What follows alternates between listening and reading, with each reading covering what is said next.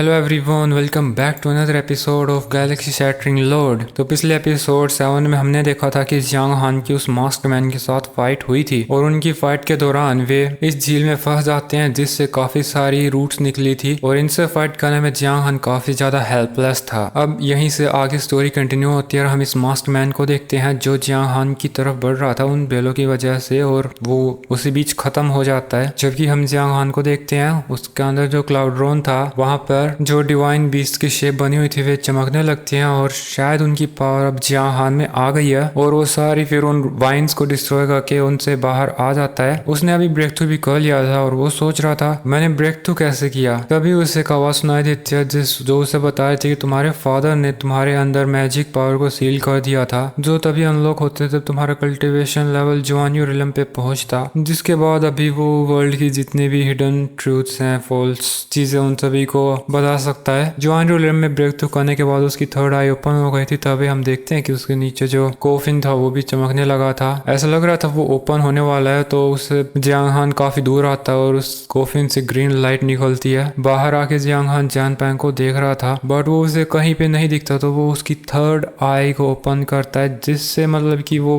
वही ट्रूथ और फॉल्सनेस देख सकता है। बट फिर भी उसे कुछ पता नहीं चला था, शायद वो यहाँ से बिल्कुल जा चुका है। तभी उसे दूर एक रोशनी दिखाई देती है आसमान में। जबकि फिर दूसरी तरफ हमें दिखाते हैं यी को जो उन्हीं मास्कमैन के साथ फाइट कर रही थी और ये मास्कमैन काफी ज्यादा पावरफुल थे और उनसे फाइट करते करते वो इंजर हो गई थी। और यहाँ पे वो मास्कमैन एक फायरबॉल अटैक यी पे करता है जिससे उसका वेपन तो लूज कर ही देती है। वो पीछे उड़ी जा रही थी बट तभी यहाँ पर आ जाता है जियांग हान और उसे बचा लेता है और वो उसे अपनी बाहों में लिए हुए है और अभी वो खुश है कि वो वापस लौटा। उसे तो लगा था जियांग हान नहीं बचेगा। खैर दूसरी तरफ से हम देखते हैं कि यहाँ पर जियांग पैंग आ गया था और वो कह रहा था मुझे उम्मीद नहीं है कि तुम बच गए। जबकि इनके पीछे हम जियांग पैंग को भी देखते हैं, उसको यी ने एक शील्ड में सील कर दिया था तो फिलहाल के लिए उसकी लाइफ प्रोटेक्टेड है। बट पीछे हम देखते हैं जियांग पैंग उसके दो मास्कमैन को बोलता है इसको मार दो, खड़े खड़े क्या कर रहे हो, और फिर भी उनकी तरफ जंप करके जाने लगते हैं। और ये जियांग हान को बोल रही थी अगर हम दोनों मिलके फाइट करें तो इन दोनों को मार देंगे, और ये भी फिर इनके साथ फाइट करने लगे थे। दोनों एक को संभाल रहे थे और उनको काफी अच्छी टक्कर दे रहे थे। उनके अटैक्स से मास्क मैन भी थोड़े इंजर लगते हैं। तभी हम देखते हैं कि एक और मास्क मैन पीछे से यही पे अटैक करने जाता था तो जियांग हान उसके यही के पीछे आके उसे बचा लेता है। हालांकि वो खुद इंजर हो जाता है अटैक को रोकने की वजह से, बट वो उस मास्क मैन को भी पीछे धकेल देता है। तभी ये दो मास्क मैन थे ये जियांग पैंग के कहने पे एक और अटैक करने लगते हैं कि खड़े खड़े तुम तमाशा क्या देख रहे हो, इनके साथ खेल रहे हो क्या, इनको मार क्यों नहीं देते। और फिर वे मास्क मैन इनके इर्द गिर्द घूमने लग गए थे, एक फॉर्मेशन बनाने गए थे, काफी तेजी से घूम रहे थे। तभी एक मास्कमैन इनके ऊपर आके अटैक करता है तो यही उसकी तरफ जंप कर लेती है।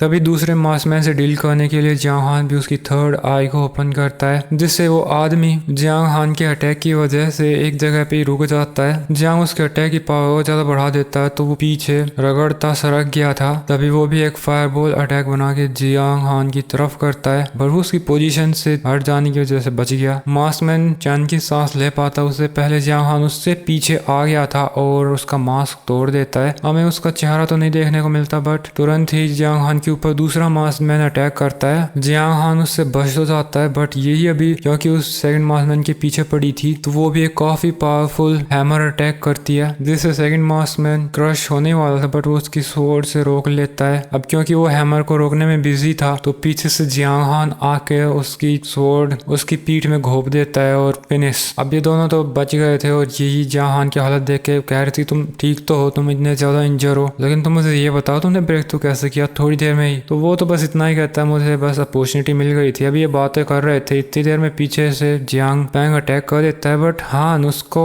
लात मार के जमीन पे गिरा देता है। बट अभी वो जियांग हान को धमकाने लगा था कि तुम और मैं युनमैंग पवेलियन में है, अगर तुम मुझे मारोगे तो तुम्हें क्या लगता है युनमैंग पवेलियन तुम्हें छोड़ेगा, डिसाइपल्स को मारना फॉरबिडन है और अपनी बहन के बारे में भी तो सोचो। तो वो जियांग हान यही से पूछता हमें इसके साथ कैसे डील करना चाहिए तो वो बताती है कि हमें इसे युनमैंग पैलेस में वापस ले जाना चाहिए और पैलेस मास्टर को इसकी हरकतें बतानी होंगी। बट तभी हम एक वोल्फ को देखते हैं जो अटैक कर देती है इनके ऊपर। ओके, उस वोल्फ का टारगेट जियांग हान और यही नहीं थे बल्कि जियान पैंग था। वो इस वोल्फ के अटैक से गया फिनिश और फिर ये यहाँ से गायब हो जाते हैं। बट तभी हम देखते हैं पीछे से जियान पैंग भी पैंग नहीं जियांग पैंग तो गया भी, जियांग लैंग इन पे छलांग लगाते आ रहा था। तुम सब तो कमाल के थे, वो यही के गले लगना चाहा था बट वो साइड हो जाते और वो जहाँ हान के गले लग जाता और कह रहा था ब्रदर हान तुम मेरे सामने कब आए। खैर इनकी नौटंकी के बाद यही उसे इनको कह रही थी हमें पेवेलियन मास्टर को ये सारी चीज रिपोर्ट करनी चाहिए और फिर वे उधर चले गए थे। जबकि फिर सीन चेंज हो जाता है और हम उसी वोल्फ को देखते हैं जो उसी जिनमाओ नाम के एल्डर के पास पहुंच गई थी और वो सारी बातें उसको बता देती है कि अब अपना प्लान फेल हो चुका है, जो हमने इनिशियली प्लान किया था उस सब को जियांग हान ने बर्बाद कर दिया है। तो एल्डर जिनमाओ कह रहा था तुम्हारी स्ट्रेंथ तो काफी ज्यादा है तो तुम उस हान से डील नहीं कर सकती। तो वो बता रहा था कि मैं उसके साथ डील तो कर सकती हूँ बट मुझे पता नहीं ऐसी क्यों फीलिंग आ रही है कि वो बहुत ज्यादा खतरनाक है। मुझे उससे डर नहीं लग रहा बल्कि उसके अंदर जो पावर है उससे मुझे डर लगता है। हमें उसकी पावर के बारे में पता करना चाहिए क्योंकि ऐसी पावर हमने पहले कभी नहीं देखी है। तो जो एल्डर था वो पूछता है क्या तुम मुझे उसकी पावर के बारे में बता सकते हो। तो वो फिर बताने लगती है उसकी जो पावर है वो